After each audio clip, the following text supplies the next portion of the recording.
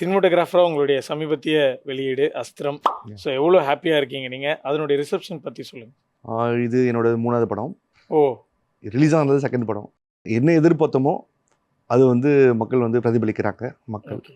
ஹாப்பியாக தான் இருக்குது. ஸோ ஏன்னா நிறைய ரெஸ்பான்சஸ் வந்திருக்கும். ஸோ ஒரு டிபார்ட்மெண்ட்டுக்கும். ஸோ உங்ககிட்ட நீங்கள் ரிசீவ் பண்ணிக்கிட்டதுல பெஸ்ட் ரெஸ்பான்ஸ் அப்படின்னா? நான் ரிசீவ் பண்ணிட்டேன்னா ஸ்னீக் பீக்னு ஒன்று வரும்.